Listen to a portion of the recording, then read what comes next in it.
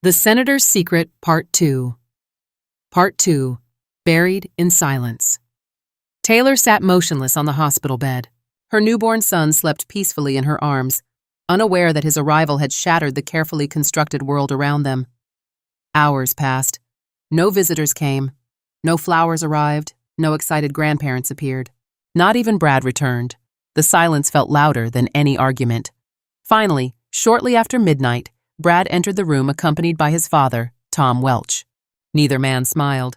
Neither man looked at the baby. Taylor instantly sensed something was wrong. Very wrong. "Brad?" she asked softly. He avoided her eyes. Tom stepped forward. "We need to discuss what happens next." Taylor tightened her hold on her son. "What are you talking about?" Tom's expression remained cold. "The senator cannot survive a scandal like this." Taylor stared at him. "What scandal?" Tom laughed bitterly. "A white senator discovers his wife concealed her racial background and suddenly has a son that raises questions from every reporter in the state." Taylor felt sick. "This is your grandson." Tom ignored her. "You should have told the truth years ago." Taylor looked at Brad. "Tell him." Brad remained silent. The silence hurt more than words.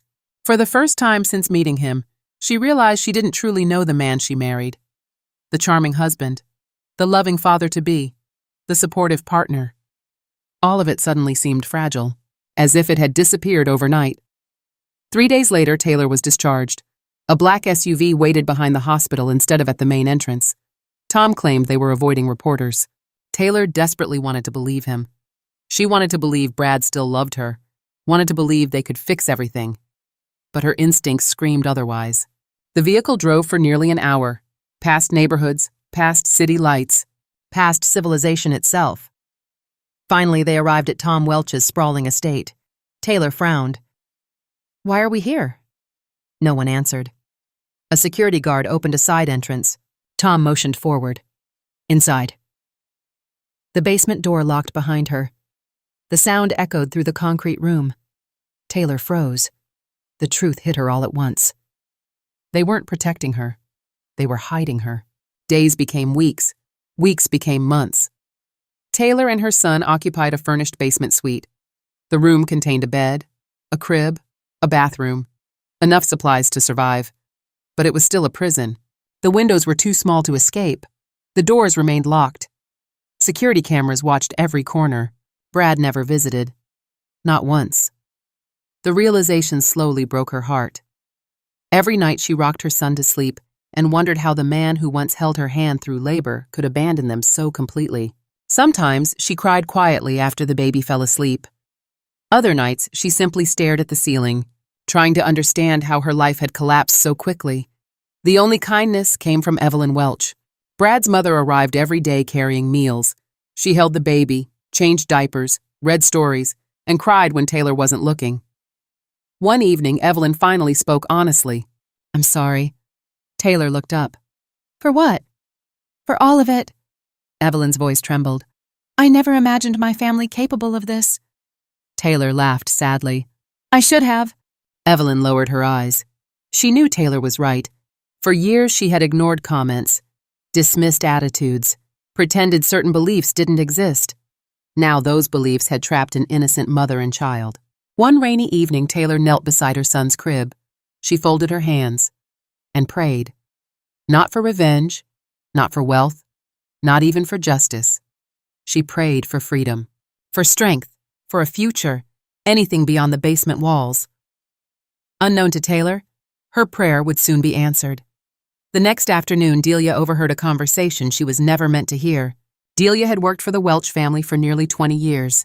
She knew every hallway, every secret, every lie. As she cleaned near Tom's private office, voices drifted through the partially open door. Tom and the estate's security captain. Their discussion made her blood run cold. They were discussing permanent solutions, ways to ensure Taylor would never expose the family, ways to eliminate problems, ways to make people disappear from public life forever. Delia quietly stepped away before they noticed her. Her hands shook. Taylor and that baby were in danger. Real danger.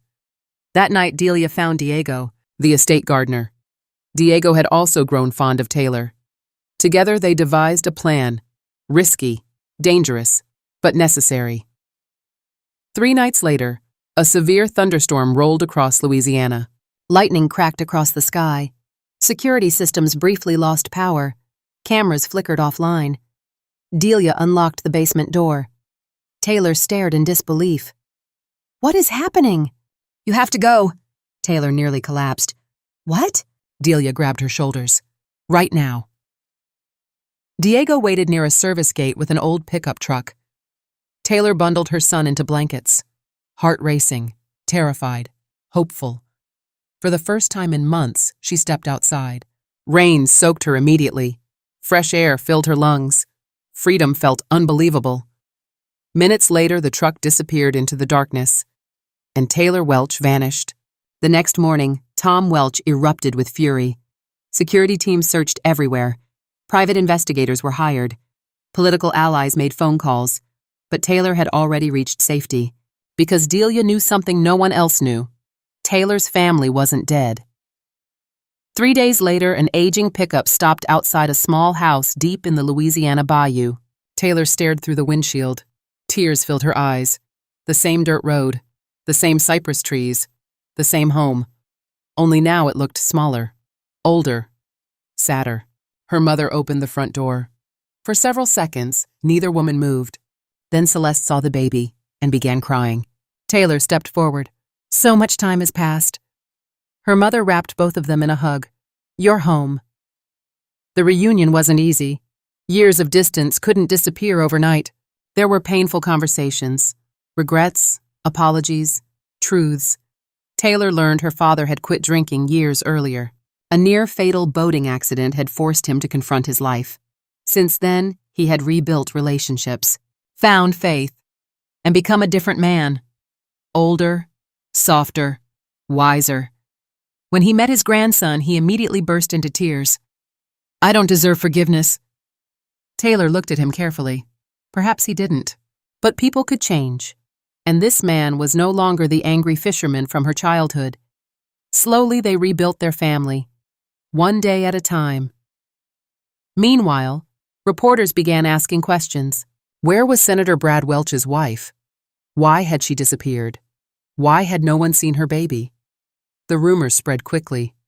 Eventually, a journalist discovered hospital records. Former employees began talking. Then Delia came forward, followed by Diego. The story exploded nationwide. Investigations followed. Lawsuits followed. Public outrage followed. The carefully protected Welch image collapsed almost overnight. Brad's political career never recovered. Tom's business empire suffered enormous damage. And the truth finally reached the public. Taylor hired excellent attorneys. Months of legal battles followed. Evidence emerged. Witnesses testified. Documents surfaced. The settlement negotiations became impossible to ignore. Ultimately, the Welch family agreed to a massive financial settlement worth millions of dollars, not because they admitted wrongdoing publicly, but because they desperately wanted the scandal to disappear. Taylor accepted, not for herself, for her son, for his future, for the opportunities she never had. A year later, Taylor stood on a balcony overlooking the ocean in a new country. A fresh start, a peaceful life, a new name. No reporters, no politics, no secrets, no pretending. Her son laughed as he chased bubbles across the terrace. Behind him stood Celeste and Claude, his grandparents. A family finally reunited. Taylor watched them play together. The sight brought tears to her eyes. For years, she had believed success meant escaping where she came from, escaping her family, escaping her identity, escaping herself. She had been wrong. True freedom wasn't found in pretending to be someone else. It came from accepting who she was, every part of it. The Bayou girl, the college graduate, the successful wife, the betrayed mother, the survivor. All of it belonged to her. And now, for the first time in her life, she felt whole. As the sun disappeared beyond the horizon, Taylor picked up her son and kissed his forehead. "You'll always know who you are," she whispered. The little boy smiled, and Taylor smiled back, because their future would be built on truth, not secrets. not fear, and never again on silence. The senator's secret redemption too late. 10 years passed. The scandal that once dominated headlines slowly faded from public memory. But for those involved, the consequences never disappeared, especially for Brad Welch. The man who had once been considered one of Louisiana's brightest political stars now lived a much quieter life.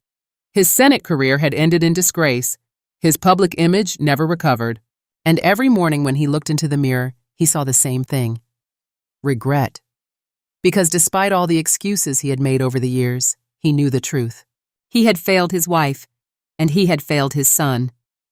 Tom Welch never admitted his mistakes publicly, even after the scandal, even after losing business contracts, even after watching his family's reputation collapse. He remained stubborn, defiant, certain he had done what was necessary. At least that's what everyone believed. Until one autumn afternoon, Tom collapsed in his office, a massive heart attack. Doctors rushed him into surgery. For several days, nobody knew if he would survive. When he finally regained consciousness, something had changed. The powerful businessman suddenly looked like an old man, weak, fragile, afraid. For the first time in his life, Tom Welch realized he was running out of time. And the realization terrified him.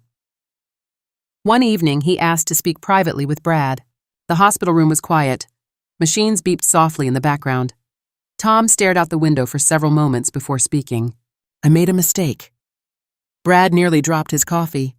In all of his years, he had never heard those words come from his father's mouth. "What?"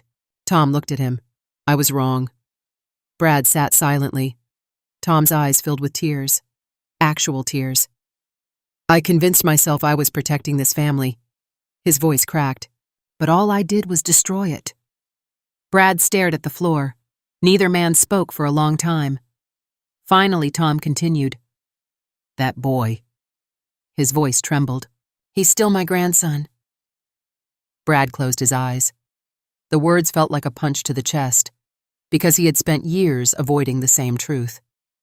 Tom grabbed his son's wrist. "If I die." His breathing became labored. "If I die before I meet him, tell him I was wrong." Brad swallowed hard. "Dad." Tom shook his head. "No."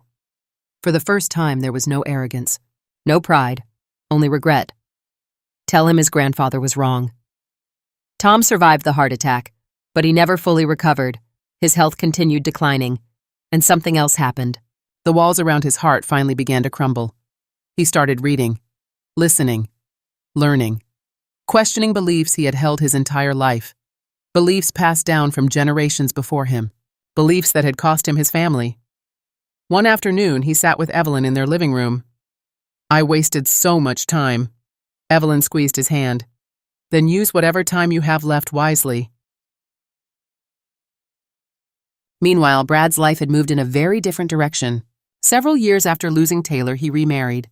Her name was Valerie Sinclair. Beautiful, sophisticated, ambitious. At first, everyone thought she was perfect, especially Brad. She understood political circles. She knew wealthy people. She carried herself with confidence. But there was one problem. Valerie loved one thing more than Brad: money and status. The moment she became Mrs. Welch, she immersed herself in luxury, designer wardrobes, private trips, exclusive memberships, public appearances. Everything was carefully calculated. Everything was about image, recognition, attention, influence. Over time, even Brad began noticing things. Valerie rarely visited his parents. She rolled her eyes whenever Evelyn called. She openly criticized Tom's health issues, and behind closed doors she complained constantly. "They're a burden. They're old. They're holding us back." Brad found himself having the same arguments over and over. The irony wasn't lost on him. For years he had ignored character flaws because someone fit the image he wanted. Now he was living with the consequences. One evening, Brad overheard Valerie talking on the phone. She didn't know he was home. "I'm not staying because I'm in love." She laughed. "Please." Brad froze. Valerie continued. "The Welch name still opens doors." More laughter. "Once it stops being useful, I'll move on." Brad felt his stomach drop. For years, he had convinced himself he was happy. Now he realized he had married someone who loved his name more than him. Within 18 months, the marriage collapsed. The divorce was ugly, expensive, and humiliating. Valerie walked away with a significant settlement, then disappeared into another wealthy social circle. Brad never remarried. After the divorce, loneliness settled over him, without political campaigns, without social events, without Valerie. He finally had time to think. And the more he thought, the more one question haunted him. What was his son like? Did he enjoy sports? Books? Music? Did he laugh like Taylor? Did he look like him? Would he hate him? The questions became impossible to ignore. One afternoon, Brad drove to his parents' home. Evelyn sat on the back porch reading. When she saw her son, she immediately knew something was wrong. "You've been thinking about him," Brad nodded. "Isaiah?" Evelyn smiled sadly. "He's not a baby anymore." Brad lowered his eyes. "He's 10. Neither spoke for a moment. Then Evelyn quietly admitted something. "I think about him every day." Tears filled her eyes. "I still have pictures Delia secretly sent me." Brad looked surprised. "You do?" She nodded. "He looks so happy." A smile crossed her face. "And he's beautiful." Brad felt tears burning behind his eyes. For years he had avoided this conversation. Now it could no longer be avoided. "I want to meet him." Evelyn reached across the table. "So do I." Thousands of miles away, Taylor was living a life she once thought impossible. Peaceful, authentic, free. Her son Isaiah, now 10 years old, knew exactly who he was. He knew his grandmother Celeste. He knew his grandfather Claude. He knew his mother's story. Most importantly, he knew he was loved. One afternoon, Taylor received an unexpected letter. Not from lawyers, not from reporters, not from politicians, from Evelyn. The letter was simple. No demands, no excuses, no manipulation, just honesty. Evelyn wrote that she missed her grandson, that she thought about him every day, that Tom was ill, that Brad had changed, and that they hoped for nothing more than the chance to meet him. If Taylor allowed it, the decision would be hers, and hers alone. Taylor read the letter several times. Then she sat quietly on her porch, overlooking the Caribbean Ocean. Her son played nearby with his grandparents, laughing, running, happy, safe. Everything she had fought for. Her mother sat beside her. "What are you thinking?" Taylor handed over the letter. Celeste read it carefully, then looked toward her grandson. Finally, she asked softly, "Do you think people can change?" Taylor watched her son laugh.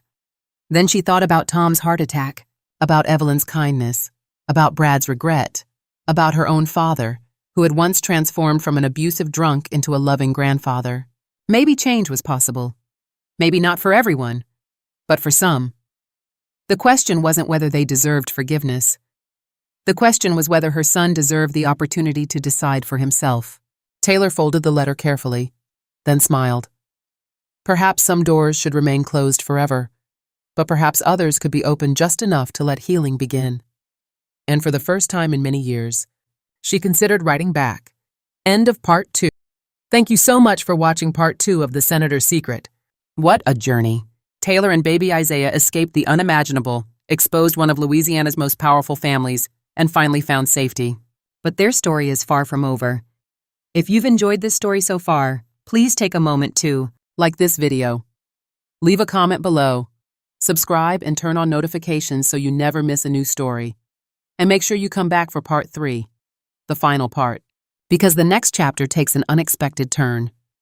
Years have passed, and the choices made by Brad and his family continue to haunt them. As Tom Welch faces a health crisis and begins to confront the consequences of his actions, Brad is forced to look at the life he's built and the son he's never known. Can people truly change? Is redemption possible after causing so much pain? And will Taylor ever allow Isaiah to meet the family that once tried to erase him? Those questions will be answered in Part 3 of The Senator's Secret. Tell me in the comments, if you were Taylor, would you ever forgive Brad or his family? Thank you for being here. And remember, the past may shape us, but it doesn't have to define our future. I'll see you in Part 3.